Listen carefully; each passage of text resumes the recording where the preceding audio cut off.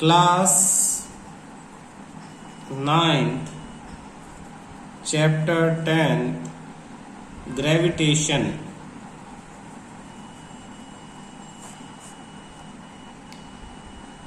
हमने मास के बारे में पढ़ा, वेट के बारे में पढ़ा और दोनों के डिफरेंस के बारे में। पेपर में बहुत इंपॉर्टेंट है ये डिफरेंस, पूछा जाता है। What is the difference between mass and weight? आपको टेबल बना के लिखने पड़ेंगे, पॉइंट 1 2 3 इस तरह से। नेक्स्ट टॉपिक आज जो हम शुरू करेंगे वो है weight of an object on the moon. Weight of the object on the moon. Moon पे ऑब्जेक्ट का वेट कितना होगा ये निकालना आपको, ठीक है। तो देखो कंपैरिजन से निकालते हैं हम इस चीज को। वेट ऑन अर्थ कितना होगा? Weight on earth g mass of earth into mass of object upon radius of earth का स्क्वायर। इसी तरह से वेट ऑन मून WM से डिनोट कर लें। ये कितना हो जाएगा? g mass of moon into mass of object upon radius of moon का स्क्वायर। अगर मैं इन दोनों को डिवाइड कर दूं, इसको अपॉन में ये, तो weight of moon upon weight on earth equal to ये अपॉन में ये g mass of moon into m upon radius of moon का स्क्वायर। बड़ा सा डिवाइड का निशान अपॉन में ये सारा g mass of earth mass of object upon radius of earth का स्क्वायर। g से गया g, m से गया m और ये दोनों पलट के इससे मल्टीप्लाई हो जाएंगे। Mass of moon upon radius of moon का square multiply radius of earth का square upon mass of earth. इनकी वैल्यू लिख लो, क्वेश्चन में नहीं दी होगी, तुम्हें याद रखना पड़ेगा। डेरिवेशन है ये, रिलेशन बिटवीन। क्वेश्चन में क्या आता है? Find the relation between weight of object on moon and earth. ऐसा करके क्वेश्चन आ जाता है। मैं लिखवा देता हूं, derive the relation between weight of an object on moon and on earth. ऐसा करके क्वेश्चन आ जाएगा। तो आपको ये इस तरह से करना है। मास ऑफ मून, मून का जो आप मास लोगे वो आपका आ जाएगा 7.36 into 10⁻²² kilogram upon radius of moon. Moon की अगर आप रेडियस लेते हो तो 1.74 इंटू 10⁻⁶ आपका 6 मीटर। स्क्वायर है तो दो बार लिख लो, 1.74 इंटू 10⁻⁶ इंटू ऊपर रेडियस ऑफ अर्थ, तो अर्थ के रेडियस है 6.37 इंटू 10⁻⁶। दो बार है तो इसे भी दो बार, 6.37 स्क्वायर है ना, इंटू 10⁻⁶। और अपॉन में मास ऑफ अर्थ, तो अर्थ का मास है 5.98 इंटू 10⁻, ये 22 था और अर्थ का है 24। ये अब इसे कैलकुलेट करना है। अब कैलकुलेट दो चीजें हैं, या तो आप इसे एज इट इज बिल्कुल फेयर कैलकुलेट करो, या जैसे मैंने बताया था कि रफली मान लो। रफ कैसे मानोगे? इसे आपने अप्रोक्सीमेटली 6 का मान लिया, 1.74 को 2 मान लिया, इसको भी 2 मान लिया, ठीक है। तो इसे 6 मान लो, इसे भी 6 मान लो और भाई इसे 8 मान लो अप्रोक्स। तो अब अप्रोक्स करके देखते हैं। एक 6 से तो एक 6 कैंसिल, 2 2 जा 4, तो 2 1 जा 2 2 जा 4, 4 2 जा 8, तो 6 2 जा 12। अप्रोक्स देखते हैं 12 इंटू 10⁻⁴ कितनी आती है। सही होता है तो ठीक है, नहीं हम फिर दूसरे मेथड से करेंगे। इसका आंसर फिक्स है। अगर तुम कुछ भी नहीं करते तो इसका सीधा आंसर भी याद कर सकते हो, क्यों? क्योंकि ना तो मास ऑफ मून बदलता, ना मास ऑफ अर्थ बदलता, ना रेडियस ऑफ मून बदलता, ना रेडियस ऑफ अर्थ बदलता। तो अब इसे कैसे करेंगे? 10 की पावर इधर 22, इधर 6 और 6, तो 22 प्लस 6 प्लस 6। अच्छा, ये 6 और 6 से नीचे काट दो भाई, नीचे भी पावर है। तो ऊपर 10 की पावर 22 और नीचे 10 की पावर 24, तो ऊपर -2 आ जाएगा, -2, यानी 12/100 एक तरह से आ गया, 12/100।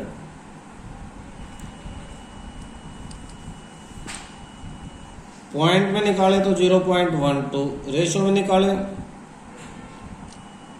तो रेशो में, लेकिन इसका जनरल रेशो ये थोड़ा सा, जैसे इसका आया आपका 0.12 आया अप्रोक्स, लेकिन इसका एग्जैक्ट आता है 0.165। तो 2 और ये 6 में थोड़ा सा ज़्यादा गैप आ गया। 12 आपका आया, इनका 16 आया है, आपका लगभग 120, इनका 165 है। तो हमने ज़्यादा एवरेज, ज़्यादा अप्रोक्स ले लिया बढ़ा चढ़ा के।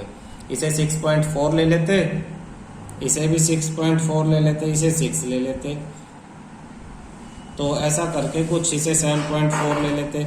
थोड़ा सा नज़दीक का लेके थोड़ी मेहनत करनी पड़ेगी।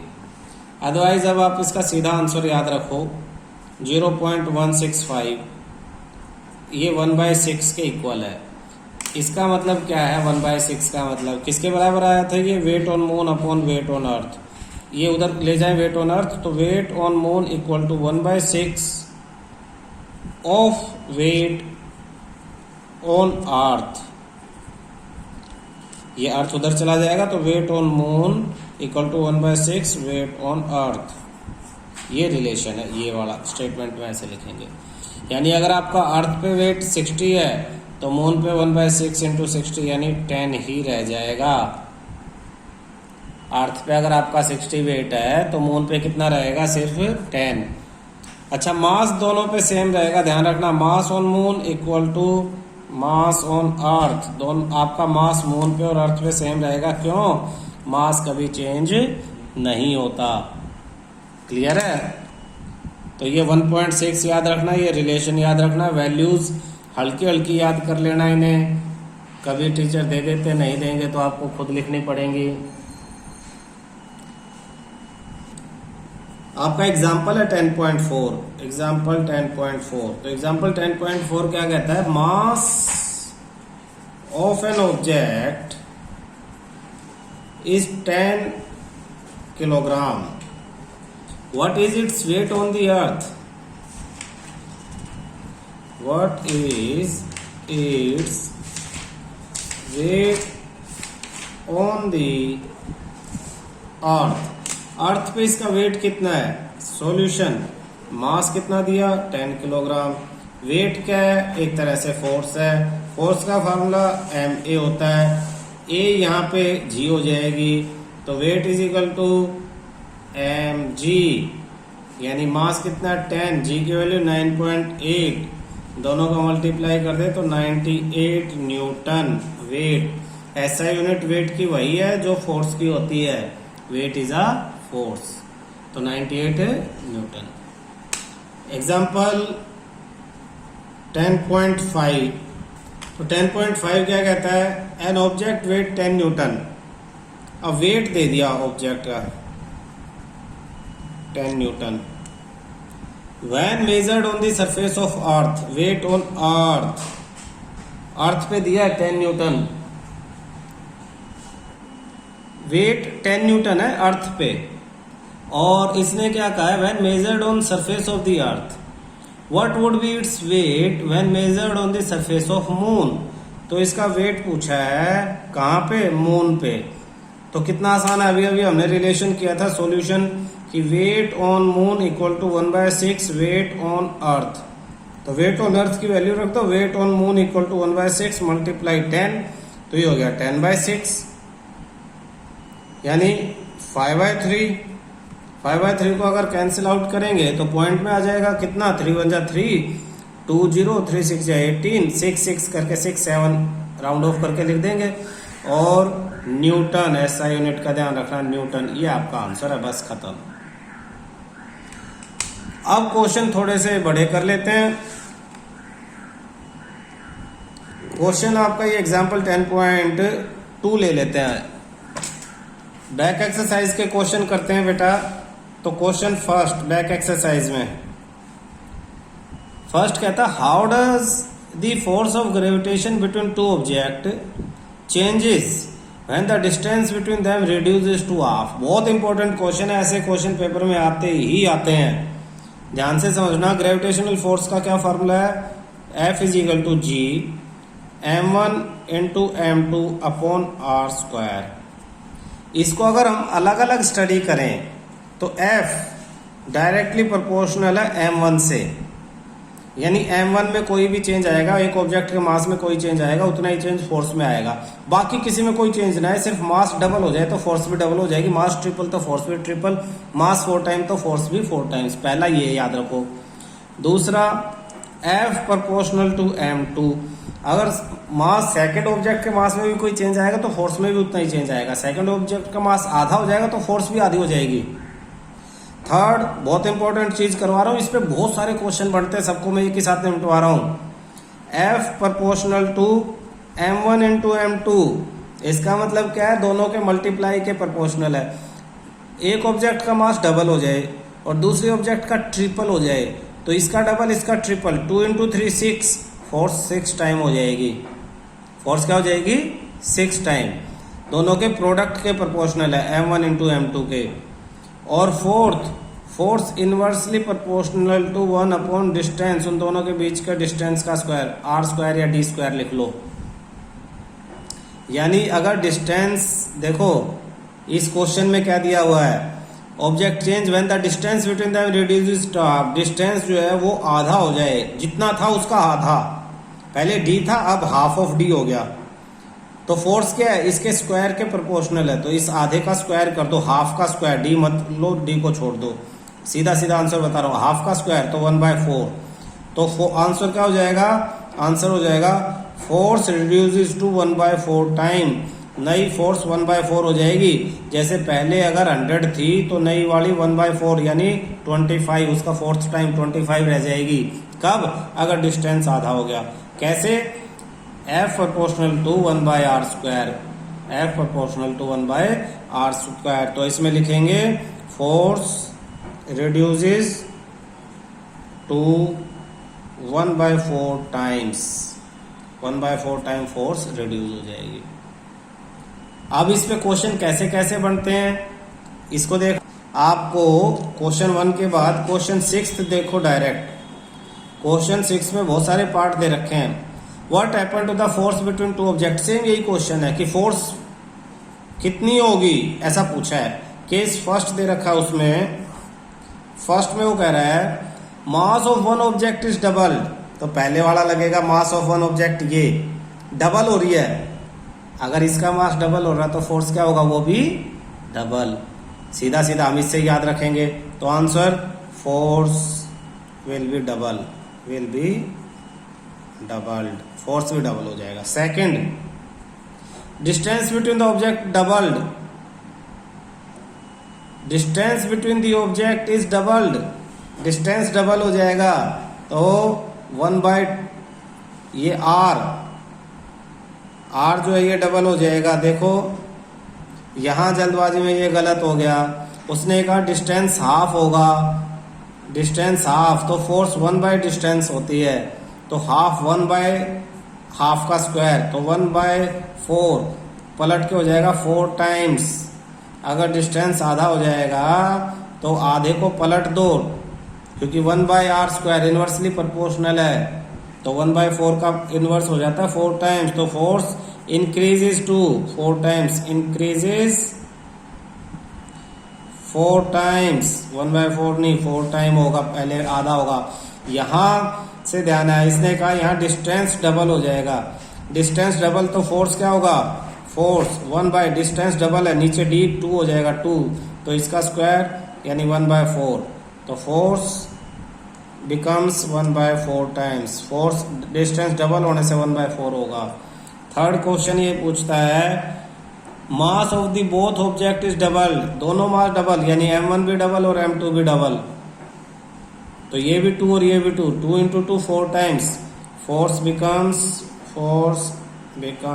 4 times, फोर्स 4 टाइम बढ़ जाएगी। और फोर्थ में ये कहता फोर्थ नहीं है, 3 ही है।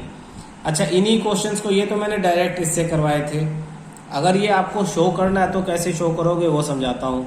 देखो क्वेश्चन 6 को ही अगर आप कैलकुलेशन से शो करो, ज्यादा मार्क्स में पूछा जाए, 1 मार्क्स में तो ये डायरेक्ट का मेथड मैंने दिया है, क्वेश्चन 6 ही। ये कह रहा है what happen to the force between two object. Force का फॉर्मूला क्या है, F is equal to G m1 into m2 upon D square. ये है केस फर्स्ट में। वो कहता है mass of one object is doubled, यानी m1 जो है वो 2m1 हो जाता है, m1 becomes 2m1। Therefore new f dash, नई फोर्स कितनी हो जाएगी, नई फोर्स हो जाएगी G इंटू m1 की जगह आप 2m1 लिखेंगे, हम 2 इंटू m1 इंटू में m2 सब वैसा का वैसा अपॉन d2। इस 2 को आगे ले आओ तो न्यू फोर्स इक्वल टू 2 आगे, बाकी ब्रैकेट में G m1 into m2 upon D square. ये किसका फॉर्मूला, पहले वाली फोर्स की वैल्यू इसमें रख दो, तो new force is equal to twice of original force. तो न्यू फोर्स बिकम डबल, कितनी होगी, पहले वाली फोर्स की डबल होगी है।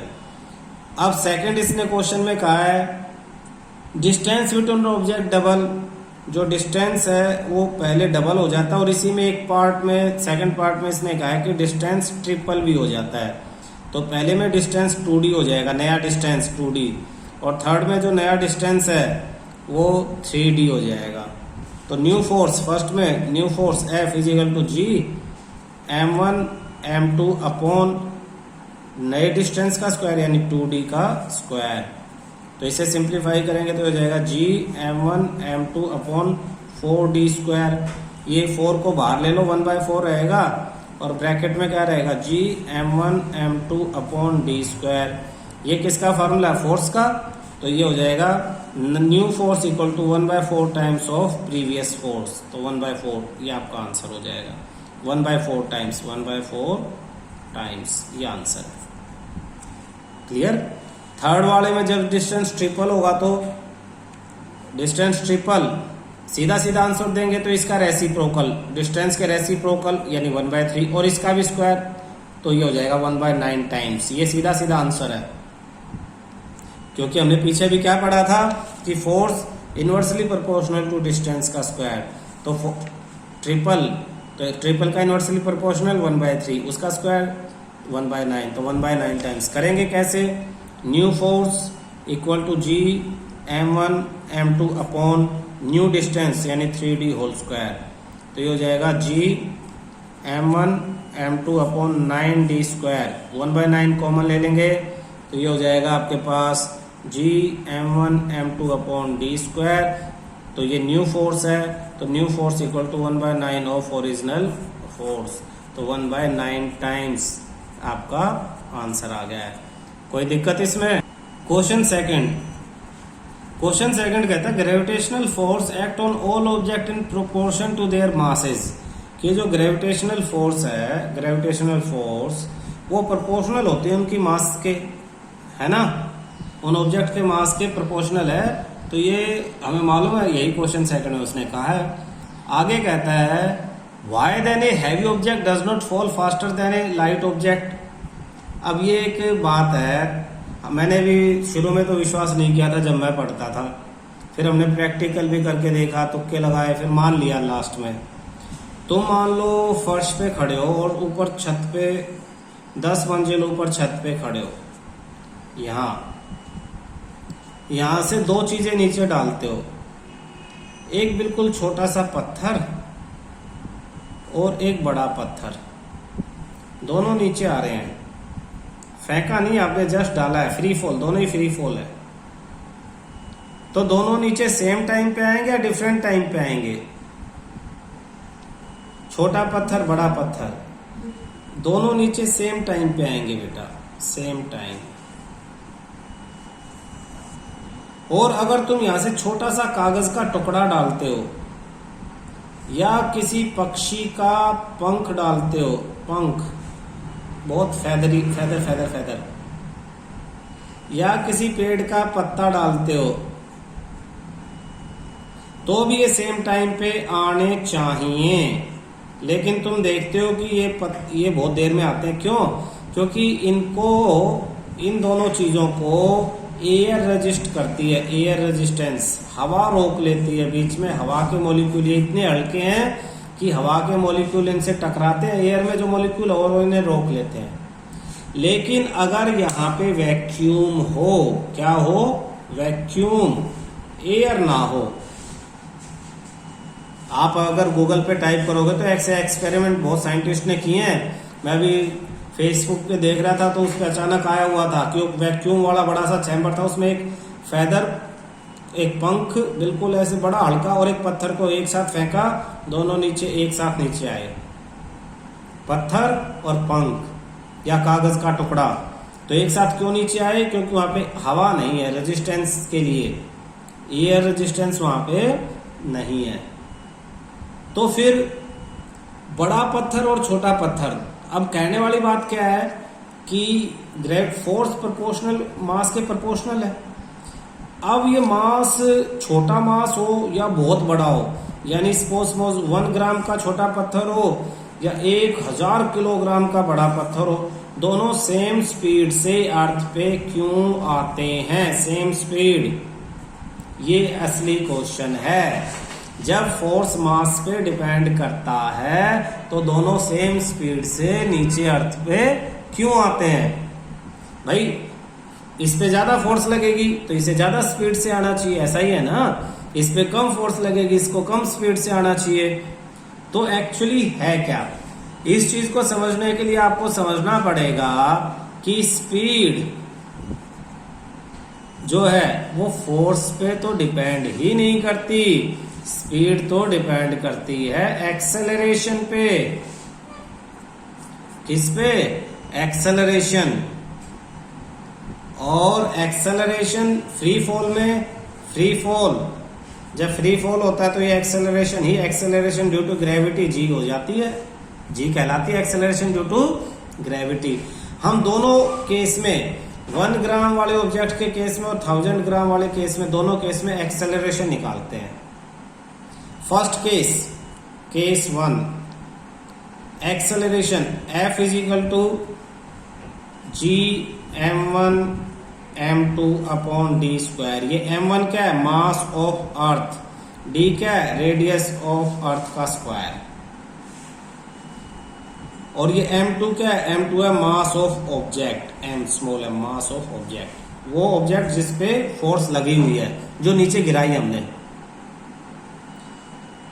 तो हम देखेंगे कि acceleration not depends on mass of object. हम प्रूव करेंगे acceleration not depends on mass of object. देखो हमने समझा कि स्पीड किस पे डिपेंड करती है? एक्सेलरेशन पे। और एक्सेलरेशन मास पे डिपेंड ही नहीं करती, नॉट डिपेंड। तो मास का स्पीड पे कोई फर्क पड़ेगा ही नहीं। कैसे प्रूव करेंगे हम? F का formula mass m into A, mass into acceleration, mass of object into acceleration is equal to G mass of earth, mass of object upon radius of earth का स्क्वायर। मास ऑफ ऑब्जेक्ट से मास of object cancel, तो जो इनमें acceleration आएगी वो universal gravitational constant जी पे, मास of अर्थ पे और रेडियस ऑफ अर्थ के स्क्वायर पे डिपेंड करती है, not on mass of object. Mass of object पे ये डिपेंड नहीं करती। और किसी भी ऑब्जेक्ट की चेंज होगी स्पीड में, change in speed, change in speed depends on, किस पे डिपेंड करता है? Depends on acceleration. एक्सेलरेशन क्यों? v is equal to U plus A T. तो नई स्पीड में जो चेंज आ रहा है, initial velocity acceleration into time. Initial velocity सबकी सेम, ऊपर से गिराई तो 0, एक्सेलरेशन सबके लिए सेम, फाइनल वेलोसिटी इसकी वजह से सबके लिए सेम रहेगी, तो टाइम भी क्या रहेगा? सबका सेम आ जाएगा। इसीलिए सबका नीचे आने का टाइम क्या रहेगा? सेम आ जाएगा। सब सेम टाइम पे नीचे गिरेंगी, चाहे ऑब्जेक्ट का मास कम है या ऑब्जेक्ट का मास ज्यादा है। क्लियर हो गया?